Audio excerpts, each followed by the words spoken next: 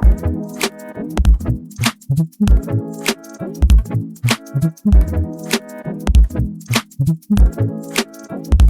everyone, and welcome back to Schmindel Unlimited, the podcast for reviews, rants, and ramblings about books from our favorite way to get books, the Kindle Unlimited universe. I'm one of your hosts, Amity. And I'm Lauren. And I'm Steph. And this week we read Wild Card by Elsie Silver.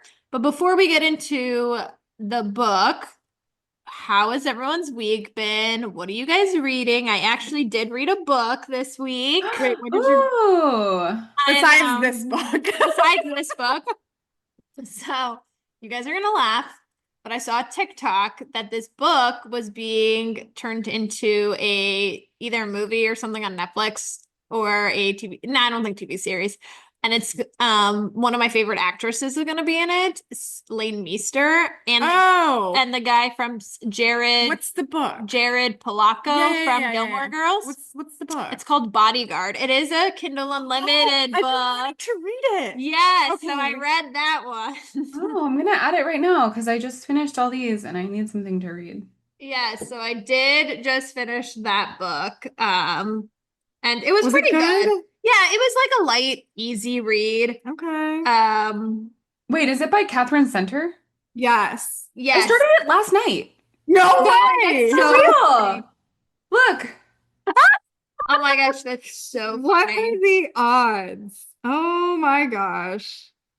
Yeah, so I finished that book. I actually also read a book by C.W. Farnsworth, 4 Months, 3 Words. I Two love books. Steph, I'm so proud of you. I know. books. I kind of was like I was in a mood where I was like both of these books were like mindless books that you kind of just read. 4 Months, 3 Words is kind of hilarious, kind of funny, kind of like far-fetched. She has some other ones that like are real good. So we might, have to read one of hers. This one, it was interesting. This one was. Is it C.W. Farnsworth? Yes. Okay.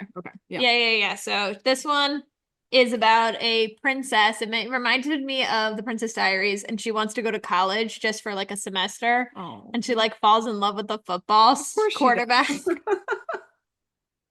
So, but like nobody knows she's a princess. Does it sound familiar?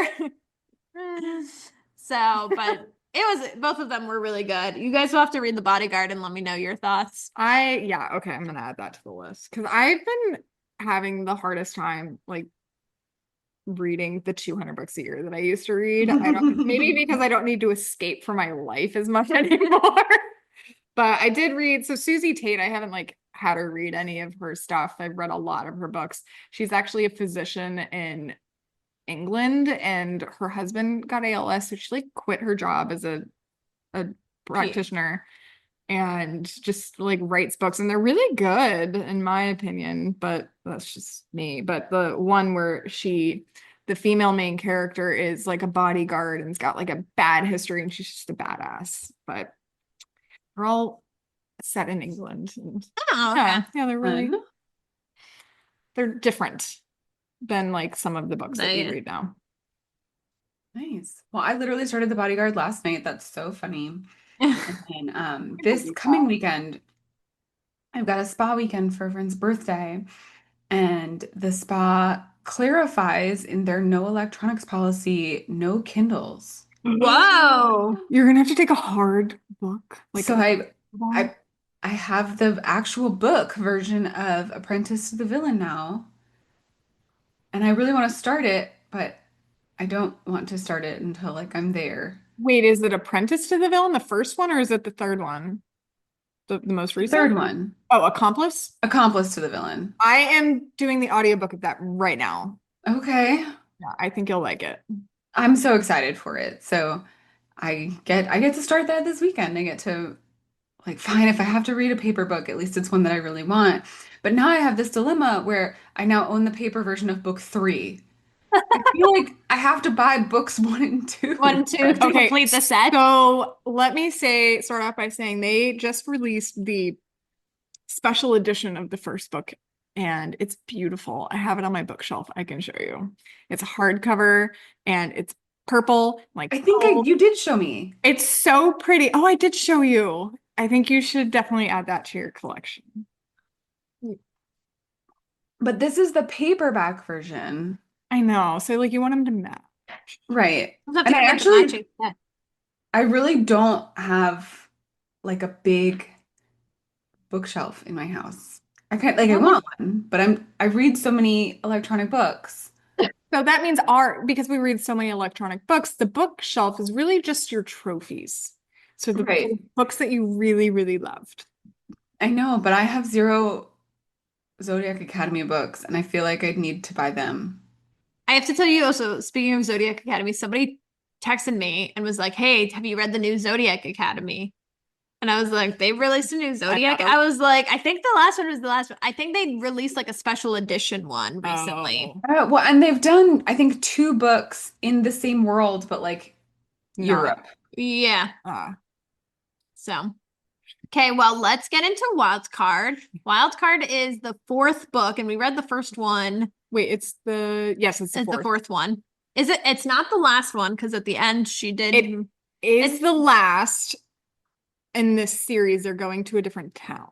Oh, okay, Yes. okay. Because I know they're They're gonna. going to Emerald Lakes next. Oh, so this takes place in Rose Hill, Canada Which is like Calgary. I don't know. area, yeah. Ish, I think, maybe. And we meet the main character is Bash. So Sebastian. Sebastian, he goes by Bash, and in the previous three books, he's very kind of mysterious and like doesn't want to talk about himself a lot. Like you don't really know much about him besides he's grumpy. And that's really about all that you know. And then he disappears for periods of time. We don't really know why. We don't know what he does for work.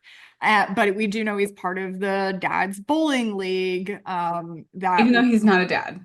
Yes. Well, is he? Or is he Well, not? as far as he knew in the other books, he wasn't. Yes. However, it starts off with like a flashback of a year ago, and his flight home gets canceled. And I love the part where he tells off an asshole that's being so mean to the gate agent. Right. Also, that sounds miserable. He's stuck in the airport. And there are no hotels. There's no hotels that he can go to. So he has to sleep somewhere in the airport. With the like 300 other people that are needing to Were sleep. there no hotels? I didn't even know that if they tried. I think they did. So it was explained that there were hotels, but they were like an hour away in the city. So by the time he got to the hotel, he would have to come back. Yes. Have you guys ever slept in an airport? Yes. I've slept in a car in the airport. I haven't. Like, because we went to the car just to go sleep there because the flight was delayed 6 hours. Hey, so I got one stuck in Charlotte, and it wasn't my fault at all. It was theirs, and so I made them. So I got to stay in a Hilton. Oh yeah, so I did that. Been stuck in Texas twice, and they put me up in a hotel. Yeah. So. Yeah, I got stuck in Phoenix, and it was like arranged. I landed and watched my plane pull away from the gate. Yeah. Like while we were waiting for our gate spot. And by the time I got off of the plane, everything was arranged already. Oh, that's nice. Yeah. Yeah, it was really it was really great customer service for a really crappy situation. Yeah. I do not think I would feel comfortable sleeping in an airport. Like if I don't by myself, no. Like I would just think I would be like thinking of all the things that could happen. I would want to be in like the most visible spot. Yeah, no, I don't think I'd sleep. I think I'd walk. Yeah. I'd be exhausted. Oh, for sure. It reminds me of our flight home from Europe when I was miserable. I just wanted to lay down. And there was no place to possibly lay down in a chair. They had everything. This is in LaGuardia, and every single chair that looks like it is bolted to the fucking ground. I'm so pissed. Dan's just dealing with me. Yeah, see, I do not think I'd be like that. And anyways, so he goes to sit down at a restaurant and get a drink, and this, like, I just feel like she's kind of like a fairy sort of yoga instructor sits next to him named Gwen. and they just start chatting. Like she's talking to him and he's grunting. Yeah. And she's like forcing him to have a conversation. And they kind of spend the evening together. They go get coffee. They run through the walkway to see, they like race each other. That sounded fun. And I know. last time we And were at so the like airport, my kids tried, and I was like, I want to get on with you so bad, but I need to keep us moving. but he ends up like really enjoying himself. And so at the end of the night, he asks for her number and he texts her and she never texts him back. But also he tells her that he just met his son, his 24-year-old son that he didn't know anything about. And Bash was 15 when like he was with born. his mom. So Yeah. he is a dad. He is a dad. So we fast forward to 8 months later, and Bash is kind of like dwelling about this, that he never heard back from her. And he goes to Tripp's, his son's 25th birthday in Vancouver. Tripp's mom and stepdad are hosting, and they're kind of like mean to Bash, like very uppity. The mom is, the dad's kind of nice. Yeah. But they have a ton of money and just kind of looking, the mom is super standoffish and like looking down on him. Yeah. And then he sees Gwen, the yoga instructor, and it's his son's girlfriend. Awkward. And she's like kind of like, I'm not really his girlfriend. I'm more of like his fuck buddy.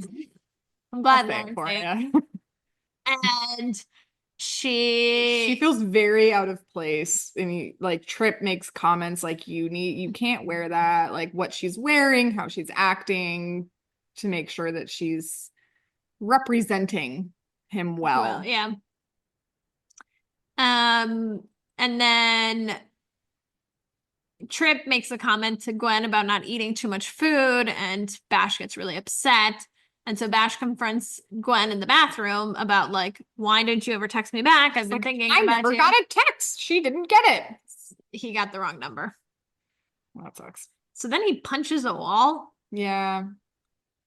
And got some anger management problems here. No red flag. I honestly, should we count the number of red flags? Oh my gosh. Oh my God.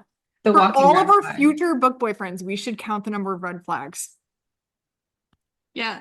See, Bash was not a good book boyfriend. No. He was decent. He's not very good at communicating, though. I mean, who is in books? That's Good true. point. But he was just like, I don't know. The whole thing, I was a little like, okay, come on. Yeah. So at the airport, Bash sees his ex-wife, who he's divorced because she didn't want kids and he always wanted kids, and she's pregnant, and already has one. Yep. So he feels like shit. She just didn't want kids with me.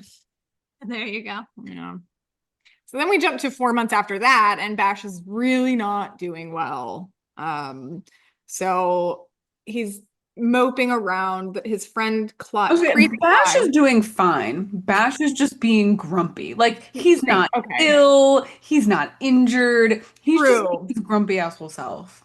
Yes. Also, like, if this is the life you want, like, if you want a family, if you want a wife, like, I don't understand why you aren't, like, trying to give it more of an effort. I know. Like the perfect wife's not going to just, like, fall out of the sky and land in your kitchen one day. Well, I honestly was just thinking, like, when is the right time to bash Bash? Because I never grew to like this man. Like, he seemed like the type of person who lets life happen to him and then is upset about it. Yeah. Yeah, is upset about it, like, or not, or when good things happen to him, appreciates the good things too. But like, I wish this was different. Anyways, keeps doing the same thing. Like, I don't like people like that. And at no point did I ever start to root for him. Like, he made nothing happen. Everything that, like, his whole life just happened to him, and he just was along for the ride. And I don't like people like that in real life either.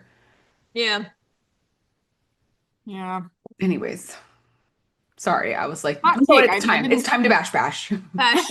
I didn't usually like can relate or have some sort of connection to. I did not Gwen nor Bash did I have any connection Yeah. to. Like I just, you know, I would say this was my least favorite couple of the series. My favorite was a book we didn't read, which was Wild Love. No, yes, the second book okay. was my favorite because we read the first book Yeah. a while ago.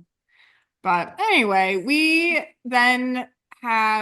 jump to bowling trivia night. The boys end up crashing the girls' trivia night, and guess who's there? Reese, from the third book, he makes a comment about, oh, my yoga teacher Gwen's over at the bar. It's Gwen. Yep. And so she somehow got a year contract to teach yoga in the town. So kind of stalkerish because she knew that Bash lived in this town.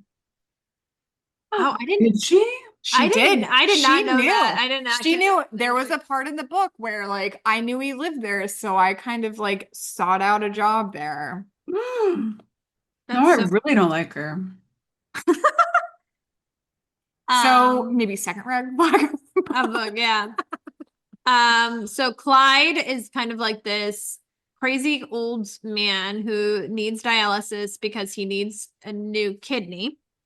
And he shows up for a private lesson because his doctor told him yoga would be good for him. you. And he's really close with Bash, and Bash is kind of like a caregiver to him, like kind of like a son.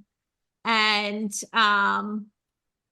he drives Clyde to the yoga lessons, but he's just kind of like mean to Gwen, won't look at her. He's just overall an ass. Yeah, but he still thinks that she's with Trip, and he just like confused. So for months and months and months, he's like kind of avoiding, even though like they have the same friends. It's this small town and they're around the same age. She's about 10 years younger than him. Yeah. And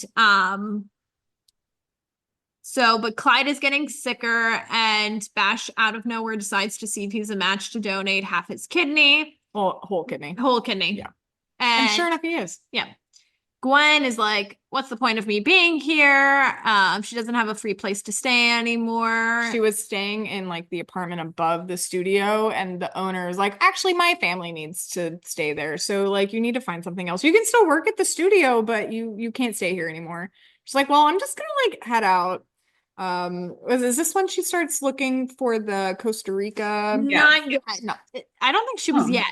I think she was looking into it. I don't think she'd committed. Yeah. Yes, and I think what she wanted just to like travel somewhere, take her somewhere completely random. Yeah. So she's like, well, shit.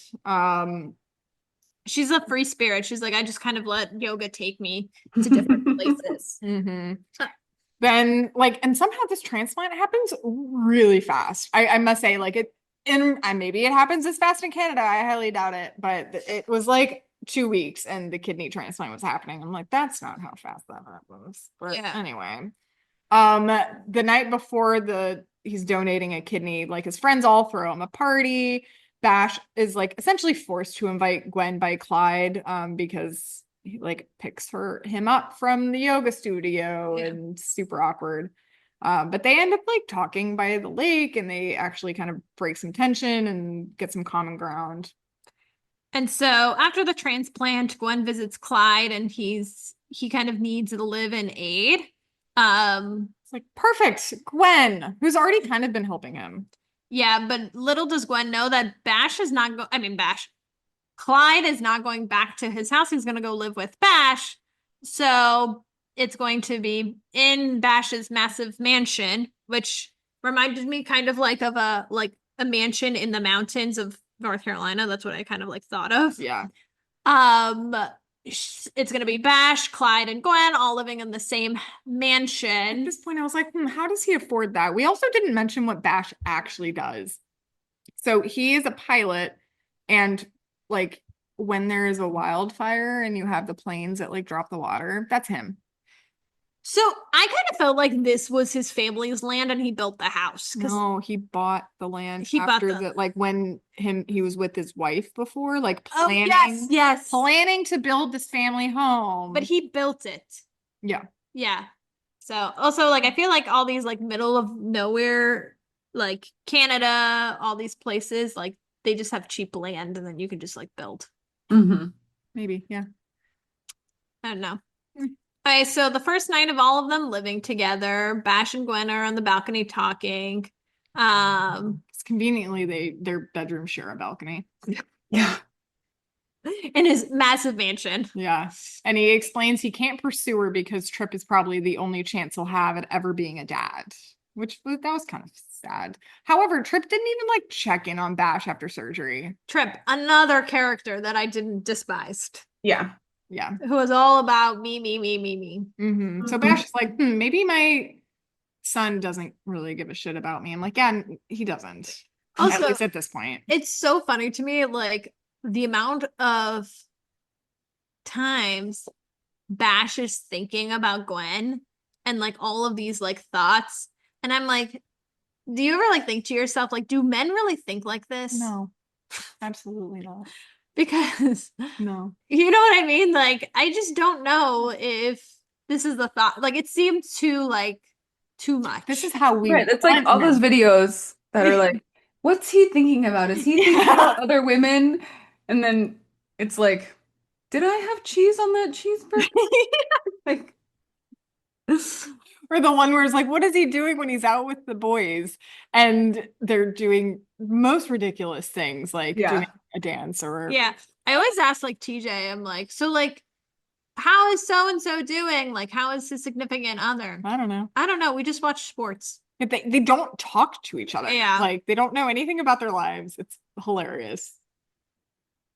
So does your husband do the same thing, Amity? no, he like talks to his buds, like, because Okay. we both work from home. And so I hear him on the phone often, and he will like be checking in. But then I hear like the opposite of the conversation too.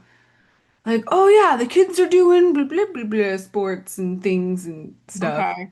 All right. Yeah. Good job, Brian. Yeah. So, Bash and Gwen decide to play strip poker.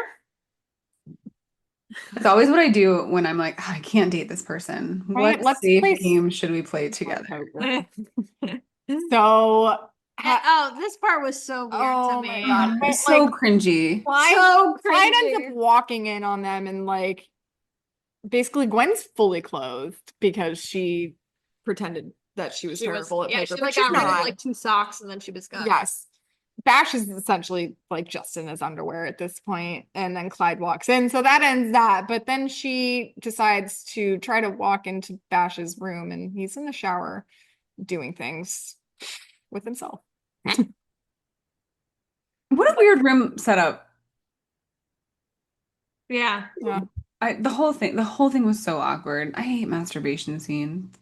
I don't like, I also like kind of just really tried to get through that scene. But the next morning she decides to apologize to him, and he makes a comment like, well, if you want to watch, you just have to ask.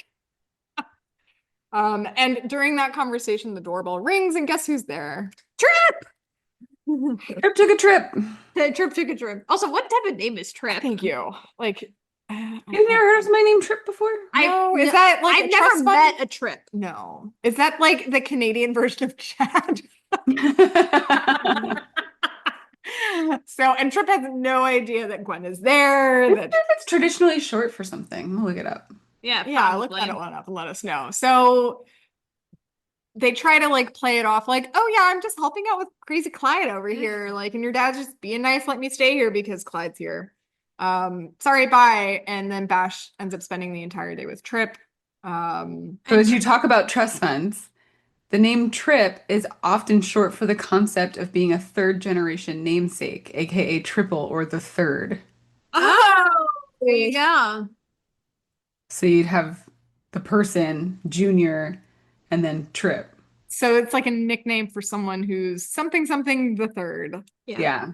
Oh. Which is interesting that this guy is Trip and he had the deadbeat dad who he's, I don't think, named after. No. Yeah, because Trip is under the impression from His mom that his dad was a deadbeat and like just didn't left want him. anything to do with him, when in reality Trip had no idea he existed. Sebastian. Or Bash. Sorry, yes, Bash had no idea that he existed. So Bash spends the day with Trip, and I think they end up going flying, if I remember correctly. Yeah.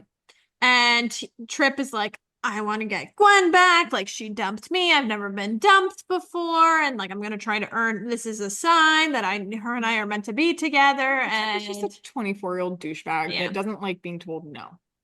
so Bash is all pissed and he doesn't know what to say. And he's just angry and mopey and all this stuff. And he drives home to find Gwen trying to feed a raccoon.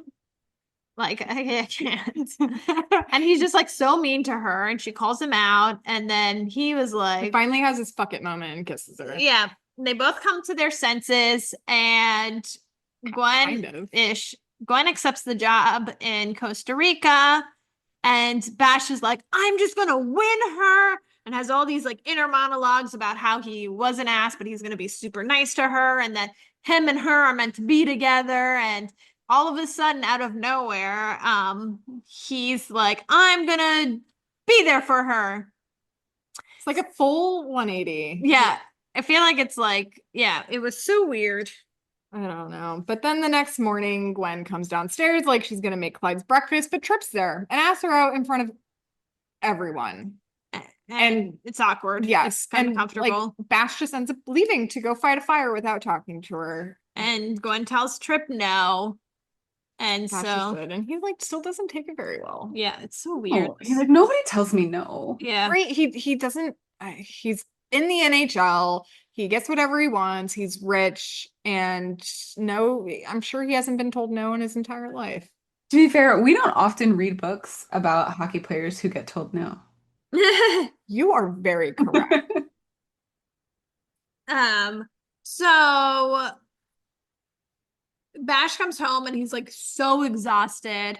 He's like barely can like stand up, and Gwen's like, let me take care of you, and he asks her to sleep in bed with her, and nothing happens. They just kind of They actually talk kind of a little bit. Yeah. Gwen tells him about her dad, who is just terrible. Like made comments about her weight, and then tells him that she's accepted a job in Costa Rica. Okay. Also, this next scene, I like funny, but also I think the next scene was my favorite scene. ridiculous. So we come up the next morning and Clyde is outside while Gwen is timing him. So he only gets a certain amount of time because he is sunning his perineum. Naked. Is that how you say that word? Perineum. Yeah. I always said perennium. See, that's why I let Lauren do that part, because I would have. I had said a it. feeling that's why you paused. Yeah, I was like, we got this. The PA is gonna take care of that for me. And It's then not perennium like millennium, huh? Yeah, perennium. Perineum. Sounds like a flower. Kind of, yeah. It does. I mean, They're I guess blooming. you could say part of it is a flower. I mean, looks like a flower. I'll have to find out the journal, the medical journal, where it comes from. I'm gonna look this up now. You realize that I'll report back. Let us know. So then Clyde is like, y'all want to smoke some of my wife's marijuana? See, this one was I wish the whole book was like I know, this, they all because, just like, got high. yeah. So Clyde's Honestly, a book from Clyde's point of view, I think would have been God, 1,000 I love times better. that. Yeah. I am like imagining, like I know he's older, but I'm guessing like early 60s and just like Does he have long hair for you too? no, he doesn't. Oh, I had like It's like- long, stringy white hair. Mine's like short, kind of silver hair with a beard and like kind of unkept, but then after the transplant, he of course looks better. Yeah. But like he's also kind of attractive in his own way if he cleaned himself up, kind of thing. I didn't have him attractive at all. I don't know why, like at the end of the book. Maybe it's like, okay, hi. they started talking about his late wife. I'm like, oh, he's like not fully just like crazy. He's like still a nice person. Romantic. Yeah. So his wife died a while ago. He never remarried because she was the love of his wife and love of his life. And she grew marijuana plants and he still has them all at his house. So they just have a good time. Bash shows up to yoga after the fire department mental health rep recommended it for him. He actually falls asleep during Shavasana, which is hilarious because I always fall asleep during Shavasana. Right? Same. It's my favorite part. I mean, obviously. It's the best. It's mean- the reason we go to yoga. Yeah, just take a nap. Mhm. Yoga in a very long time. Oh my gosh, I actually found a new place that you and I can start going Okay. to. Okay. Come. Well, Yeah. maybe you should move back in 2 doors down from me, Amity. I really would like to sell that house instead. I think if you drove through the neighborhood, you would have a different idea. Oh, that was the sign, yeah. Did you see that sign? Yes. Moving on, it is Gwen's birthday, and Vash ends up making a gigantic breakfast, like every potential breakfast food imaginable. And Trip shows up again. Unannounced. With a like giant diamond bracelet Yes, for her still that she doesn't trying even to like. get Gwen back because he can't take no for an answer. So And Gwen's like uncomfortable, and Vash ends up like kicking him out and takes Gwen flying. yep. So this Okay, scene, me too. I was like, what the hell I is have going been on? in a personal plane a couple times, and all I gotta say, it's not big enough for the activities that they were doing in that plane. Nobody was listening. Thank you. I'm like, They definitely were. the hangar They is definitely were. the hangar is empty. No one's coming in and out of this airplane hangar that is shared by many, many people. But yeah, they have schmacks in this airplane. I'm like, what kind of airplane was this? I have so think many it's the followers. Because like he like brings her over onto his lap or something. Okay, there's a Like- like I don't know what type of controls this thing has, but like there's not enough room. Yeah, I did not understand this scene. Especially for the fact that she keeps being worried that she's big. Right? And at the beginning of the book, there was even like trigger warning for that. Yeah, And like she's a all I- plus size girly. But she's never described that way, and she fits into these tiny little airplane holes. I know, like she's just bigger than a size 2. I don't know what that means. Right. This is the Devil Wears Prada, and she's a 6. Like I was like, what are we waiting for? It almost felt disrespectful. It was, yeah. Yeah, like I don't know. It like kind of said she was plus size, but then didn't really write as a plus size person. Like, I don't know. Right. It was getting mixed reviews. Yeah. It just wasn't a plot point, but they kept trying to make it one. Like, stop trying to Yes. So there was a surprise. Oh my gosh, my brain. You can do it. Bash throws a surprise party with all the friends. Trip comes back, apologizes. And then they have again sex on the balcony. While everyone's there, Yeah. including his son. That was sex Somebody buddies. was so concerned Fun. about for 68% of the book. I don't know. Also, like this like father-son thing was always in the back of my mind. So I was a little bit like, okay, that's a Yeah. little strange. I actually didn't care, and I felt like it was as overplayed as her feeling fat. Like it sure it's awkward, but like you admit, oh hey, this is the person misconnection with. Like we had something, you guys don't. Why Yeah. is it like I don't know. Maybe I think it's because I'm still having like weird vibes from Summer I Turned Pretty when it was like the 2 guys she was with are 2 brothers. Like, and I was a little like, yeah. And then she eventually got the Spanish guy. So Benito. yeah, he was my favorite. I wanted her to end up with him. Spanish Pam Cameron.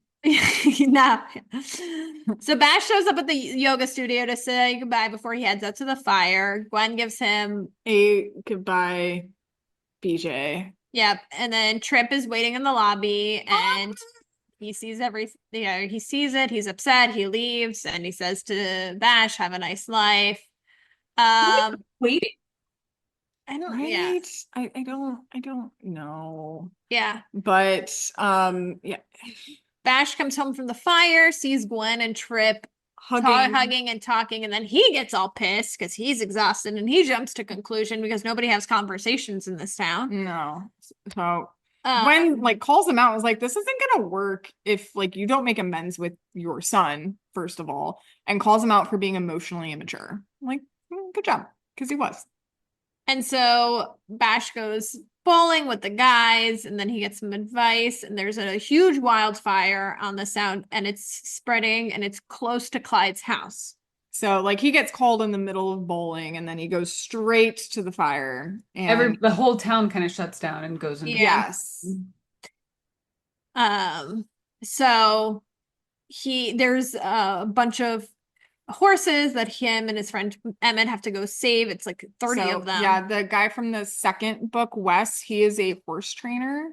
And he's like, I have like 16 horses that I need to evacuate. Like, I don't know what to do. So he calls his friend Emmett, who is a bull rider. Yes, and from the other town. And this is going to be our main character of the next book. Yeah.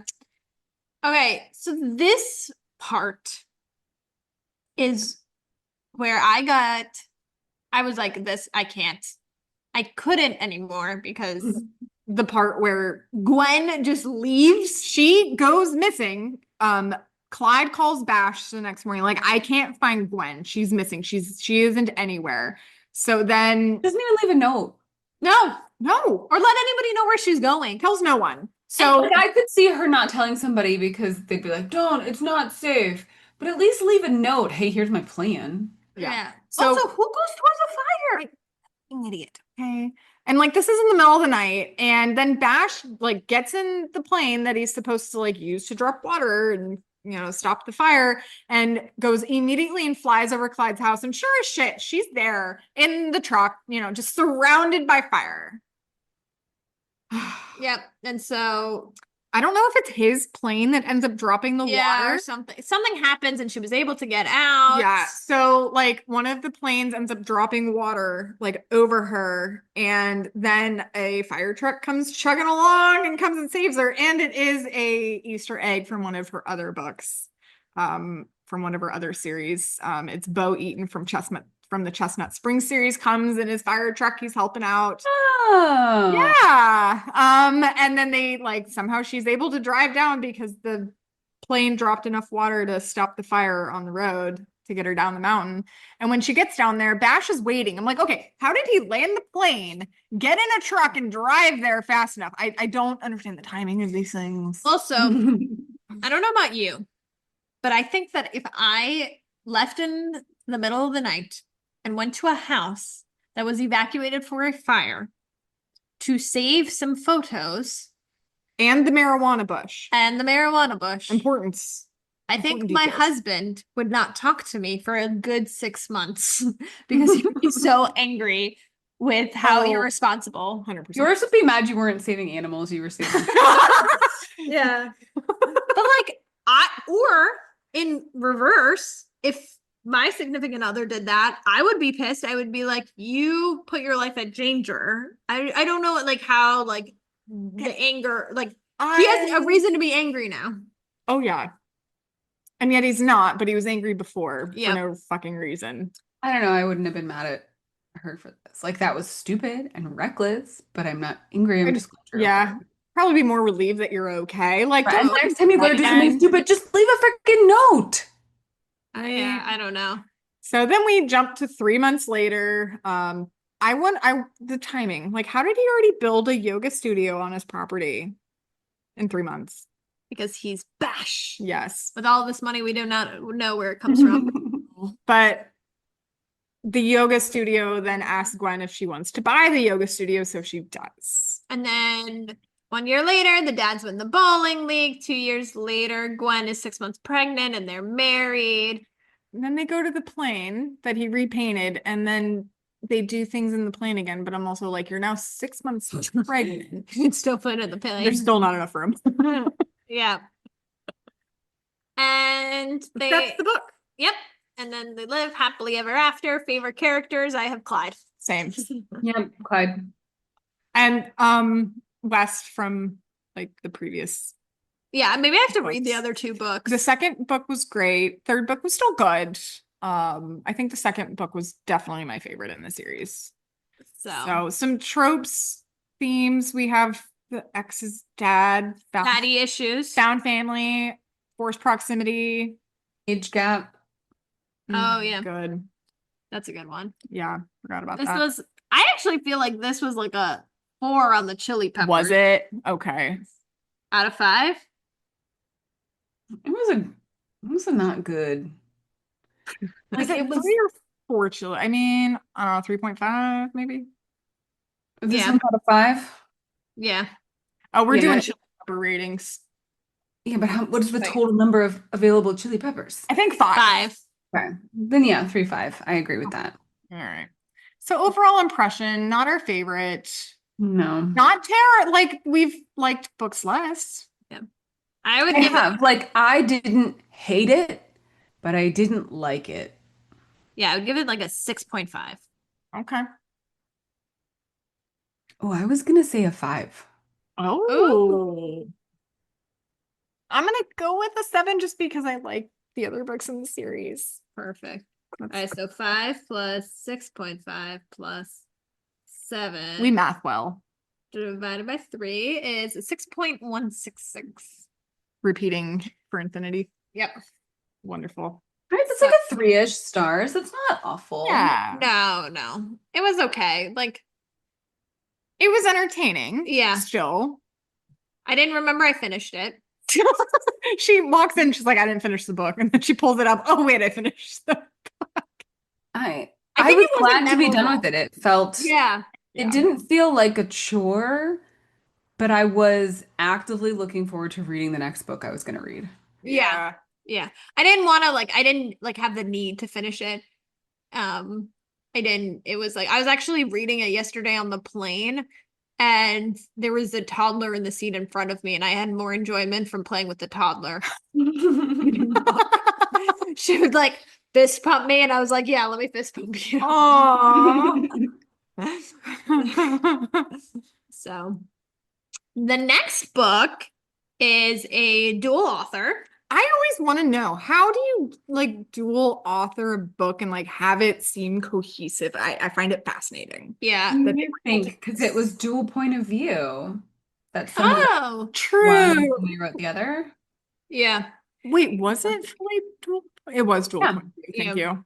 But like it still felt like the same writer. I was so impressed with that. It Yeah, was very did cohesive. flow. Let's not dig too much into it this episode. True. Yes, Yeah. you're right. But what was really cool about this is that there was multiple characters from both authors In passing, like the Yeah. same world. which was really, really cool. So we'll dive deeper into that in our next episode. And our book is Rookie Season by Leah Brunner and Katie Bailey. So Yay! Well, thanks for listening to our reviews, rants, and ramblings. Remember, if you also read this book and review it on Amazon or Goodreads, to please include that Schmindel Schmunlimited sent you. And if you wouldn't mind a quick review on your podcast platform, we would be forever and ever and ever grateful. Have a great week-ish, and we can't wait to read, review, rant, and ramble about the next book with you. Bye!